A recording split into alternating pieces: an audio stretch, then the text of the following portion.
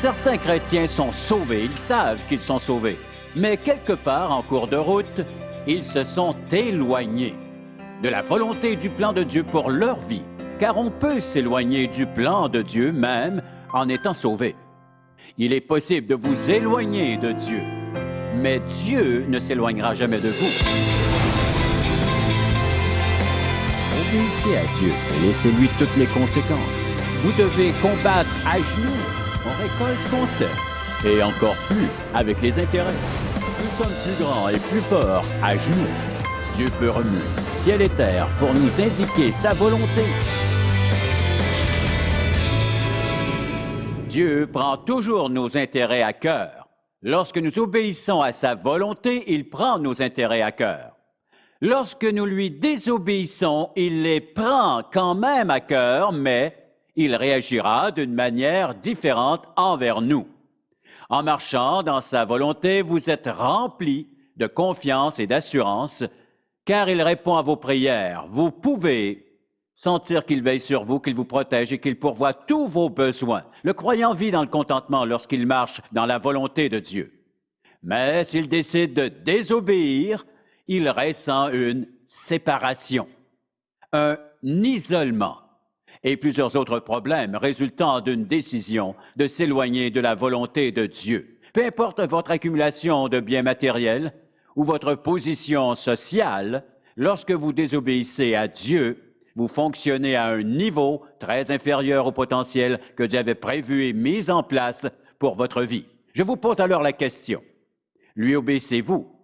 Et en deuxième lieu, avez-vous reçu Jésus-Christ comme sauveur personnel? Lui avez-vous soumis votre vie? Si vous l'affirmez, avez-vous répondu à son appel de vivre pieusement? Marchez-vous dans sa volonté? Quel rôle jouez-vous dans son plan? Êtes-vous sûr que vous vivez dans le contentement, dans la paix, avec une joie dans votre cœur, ou avez-vous cessé de vivre cela? Je rencontre souvent des gens qui me disent « Auparavant, j'étais chrétien. » Et je réponds « Que voulez-vous dire, vous l'étiez? » Ben, j'étais un chrétien, j'ai donné ma vie à Jésus il y a très longtemps.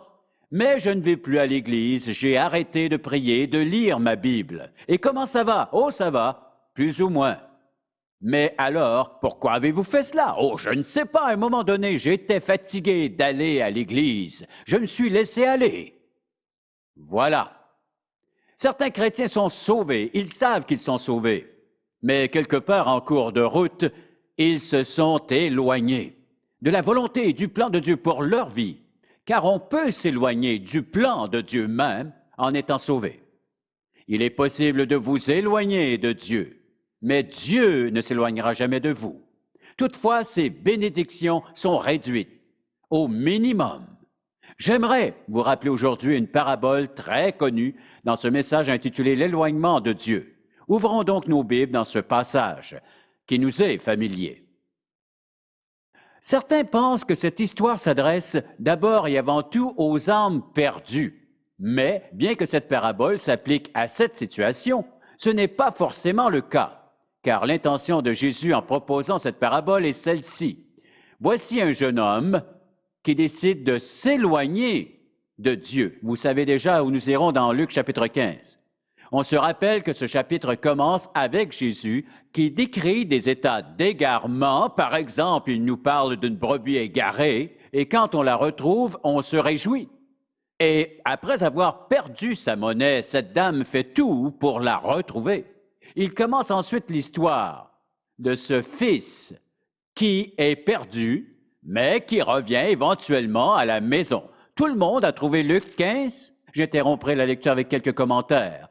Commençons à partir du verset 11. Un homme avait 2 fils. Le plus jeune dit à son père, « Mon père, donne-moi la part de bien qui doit me revenir. » Et le père leur partagea son bien. Peu de jours après, le plus jeune fils, ayant tout ramassé, partit pour un pays éloigné où il dissipa son bien en vivant dans la débauche lorsqu'il eut tout dépensé. Une grande famine survint dans ce pays. Et il commença à se trouver dans le besoin. Il alla se mettre au service d'un des habitants du pays, qui l'envoya dans ses champs garder les pourceaux. Maintenant, pourquoi Jésus a-t-il pris des pourceaux et non des vaches ou des brebis? Parce que le travail le plus dégradant pour un Hébreu de cette époque consistait à nourrir des pourceaux. Un animal impur. Voilà où ce jeune homme en était rendu. Vous pensez peut-être que cela ne nous concerne pas? Nous ne sommes pas obligés de nourrir des pourceaux pour survivre. Écoutez-moi attentivement. Jésus ne nous a pas donné ces paraboles, déclarations ou principes pour le simple plaisir. Il a toujours une idée précise en tête qui contient une vérité. Et cette vérité s'applique autant à nous qui vivons au 21e siècle qu'il y a 2000 ans. L'intrigue de l'histoire peut demeurer entièrement la même. Les personnes impliquées qui sont décrites ici et les circonstances pourraient être différentes. Toutefois, les mêmes principes de base s'appliquent aujourd'hui et ils s'appliqueront toujours.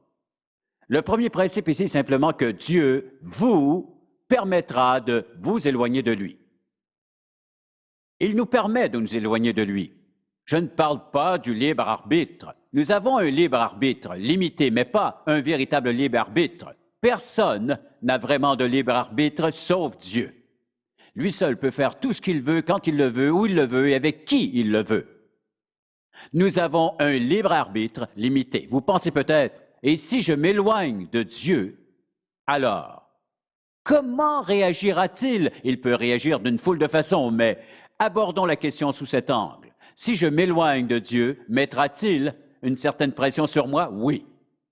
Si je m'éloigne un peu plus de Dieu, permettra-t-il certains problèmes dans ma vie? Oui.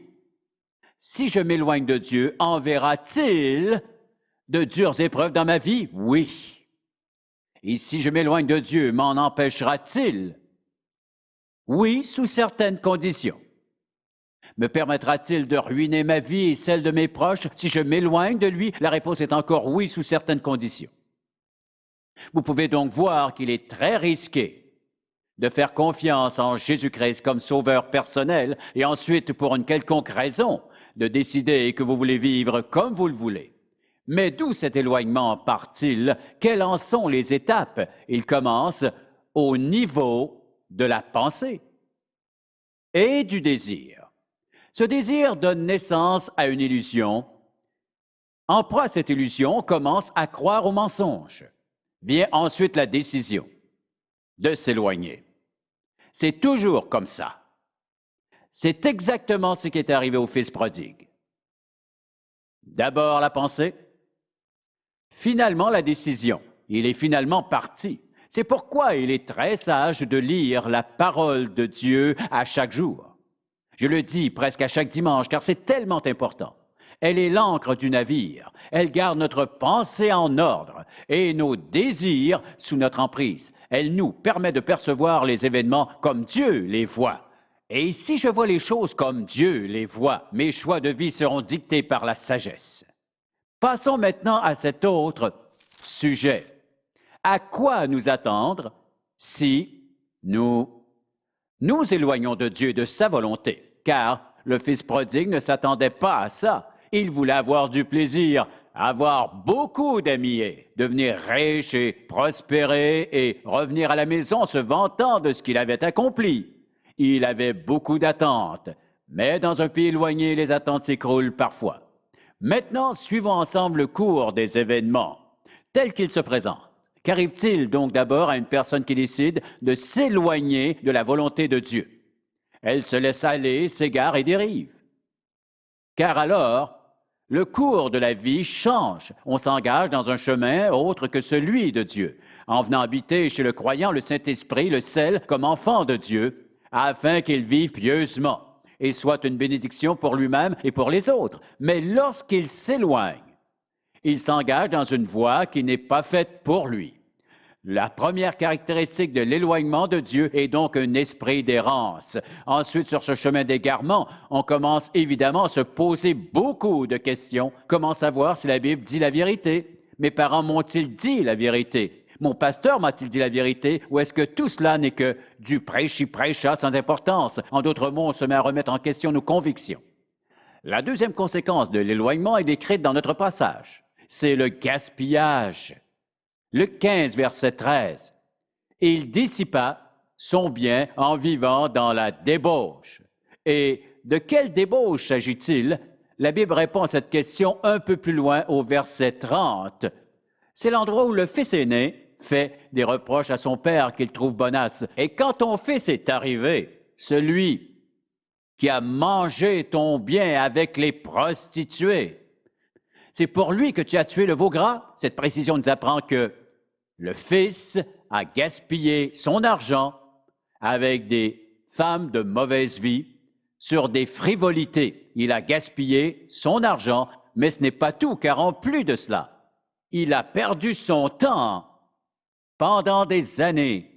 Il a gaspillé ses talents et ses habiletés. Il a gaspillé les principes que son père lui avait enseignés. En tant qu'Hébreu, ces principes devaient provenir de la Bible.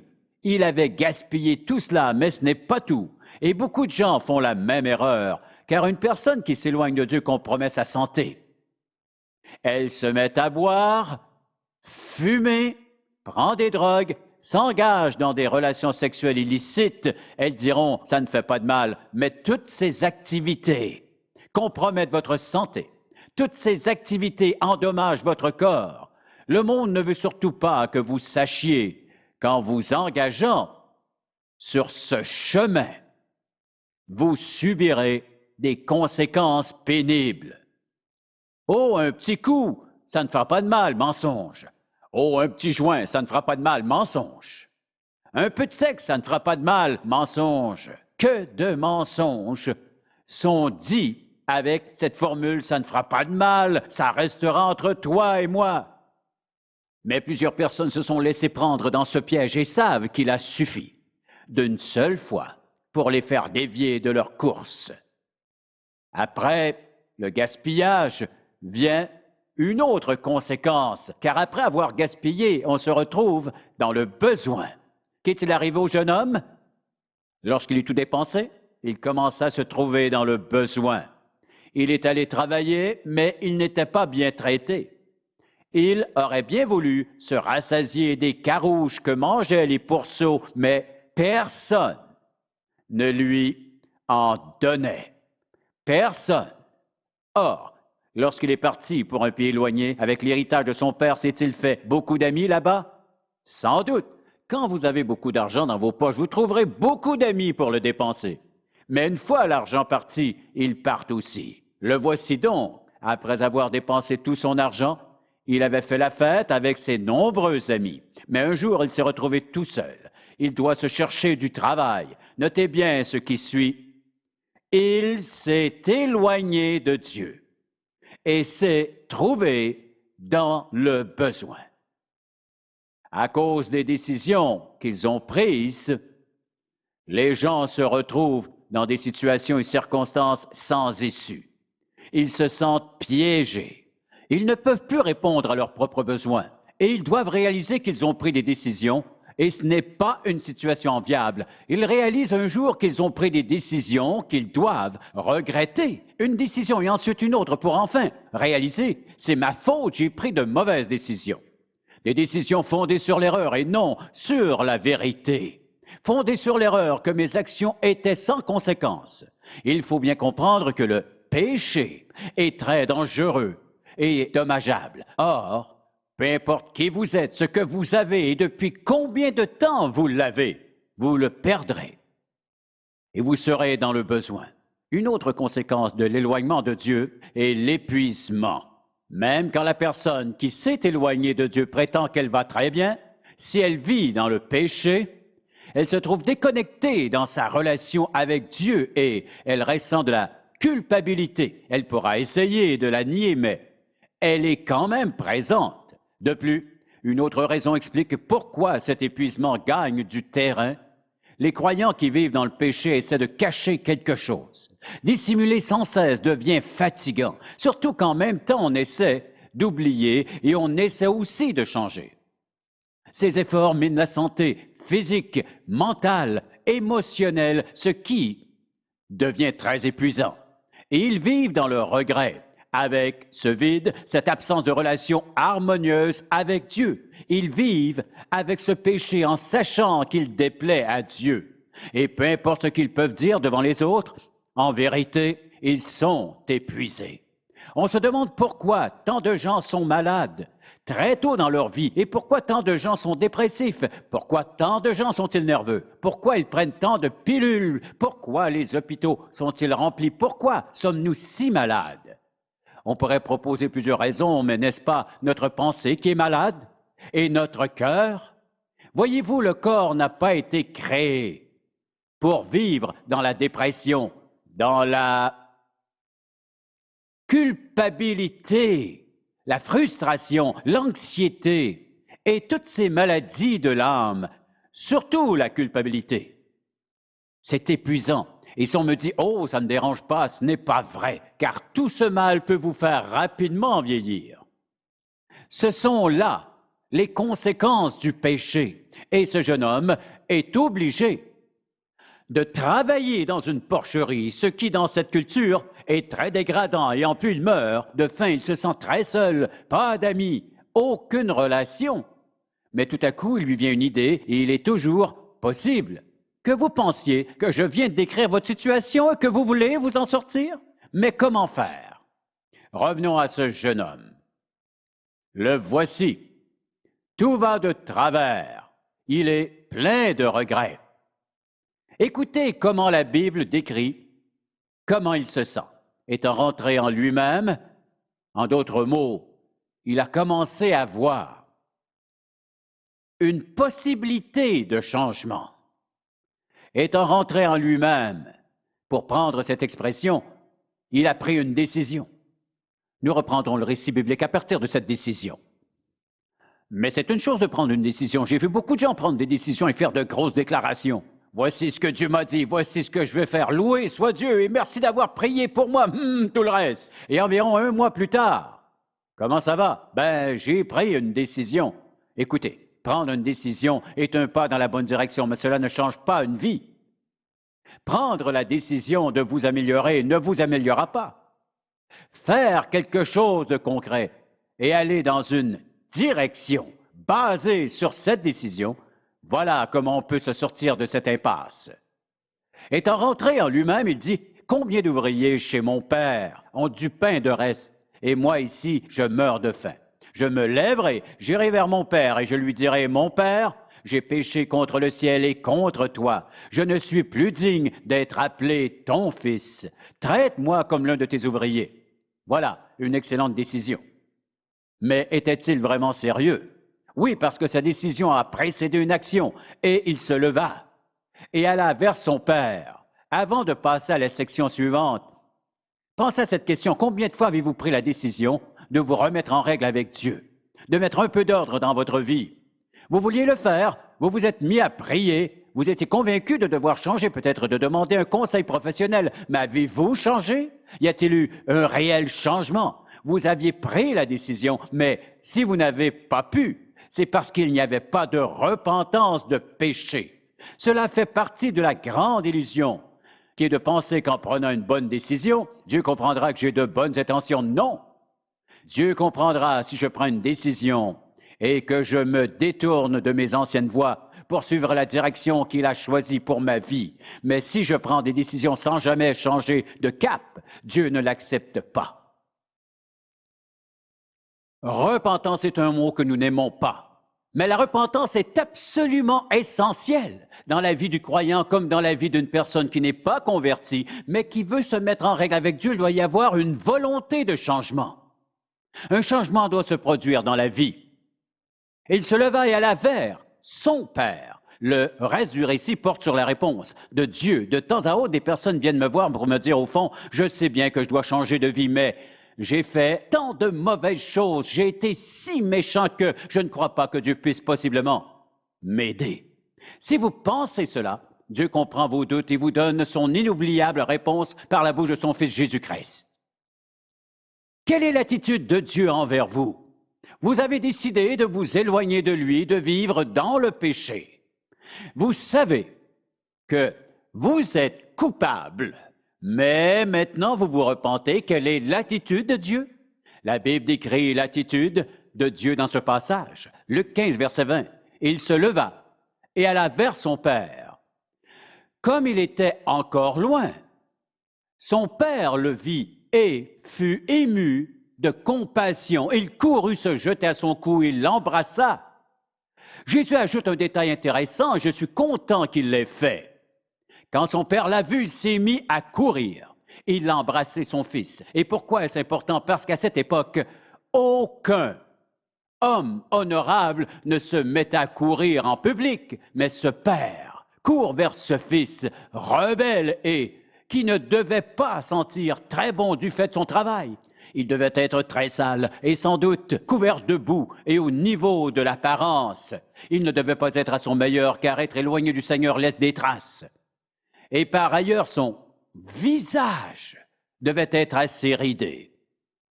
Il devait marcher le dos voûté. Même s'il sentait mauvais, son père l'aimait quand même. Maintenant, on pourrait penser que son père l'a sermonné un peu, mais la Bible ne dit rien de tel.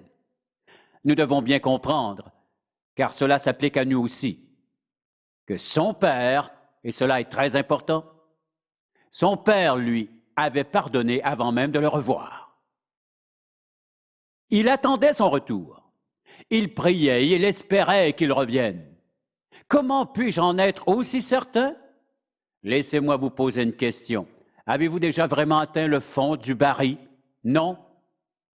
Avez-vous déjà atteint un stade où vous pensiez avoir gâché votre vie? En d'autres mots, vous aviez tout essayé et vous ne saviez plus comment vous en sortir? J'aimerais simplement vous rappeler la scène en peu de mots, peut-être simplement 4 ou 5. Et le premier de ces mots est la réaction de son père. Il a pardonné. Il a accepté son fils comme il était, parce que son cœur était repentant. Il savait qu'il avait appris de son voyage. Il l'a accueilli en disant, « Mon fils est revenu. » Et la Bible mentionne qu'ils se sont réjouis. Mais n'oubliez pas, le pardon du Père, il l'a accepté, il l'a accueilli et ils se sont réjouis.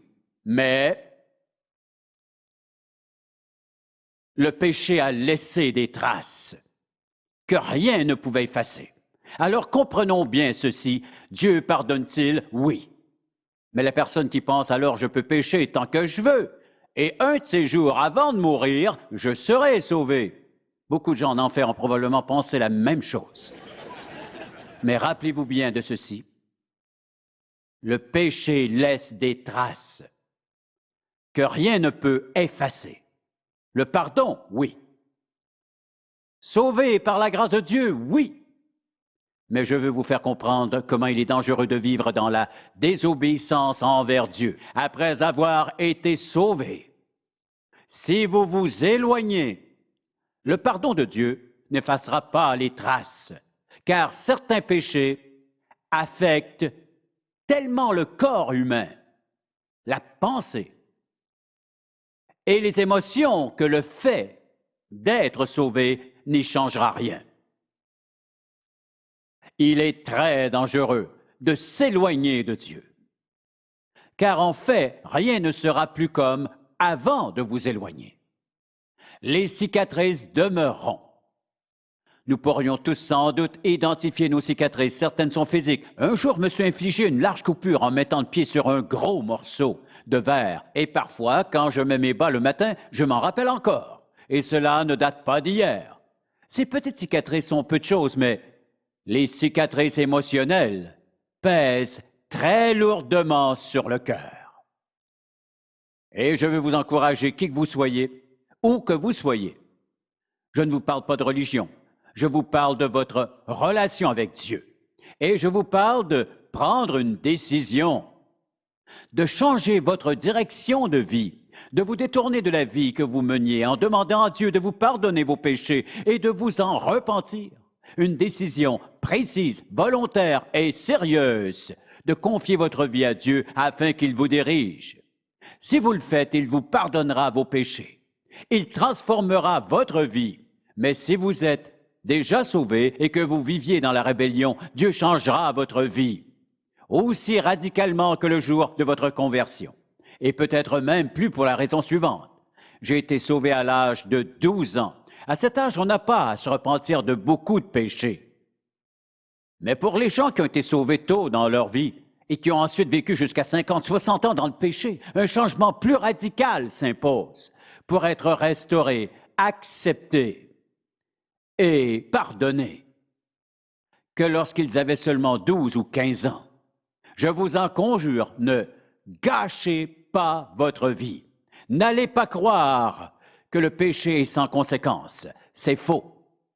Mais rappelez-vous que les répercussions du péché n'atteindront pas seulement votre vie, mais celle de vos enfants, votre mari, votre femme, vos amis. Le péché détruit les vies, mais Jésus est celui qui les répare. Père Céleste, nous te remercions pour le précieux sang de Jésus que tu décris si merveilleusement dans ta parole. La mort de ce Sauveur et sa crucifixion nous racontent comment il a payé le prix de nos péchés, ce qui nous rend capables d'être acceptés devant toi. Je te prie pour que chaque personne qui entend ce message évalue honnêtement sa vie. Est-ce que je vis pour Jésus-Christ ou est-ce que je vis dans la désobéissance envers Dieu? Père, rappelle-leur encore et encore les conséquences qu'ils ne veulent pas, qu'ils ne peuvent pas payer. Mais le sang de Jésus paiera entièrement leurs dettes s'ils le reçoivent comme sauveur. C'est leur seule et unique chance. Car sans Jésus-Christ, il n'y a aucun espoir. Et sans Jésus-Christ, ils arriveront un jour à la fin de leur vie et seule la mort les embrassera. Ils seront damnés pour l'éternité. Car seul Jésus peut nous restaurer. Donne à tous le courage de prendre la décision de demander pardon pour cette vie de péché et de rétablir une fois pour toutes leur relation avec toi. Nous te prions au nom de Jésus. Amen. Pour obtenir plus d'informations sur les ministères en contact ou pour savoir comment entretenir une relation personnelle avec Jésus-Christ, composez notre numéro de téléphone ou écrivez-nous en utilisant l'adresse sur votre écran. En contact avec Charles Stanley a été réalisé par la grâce de Dieu et la fidélité de nos partenaires de ministère à travers le monde.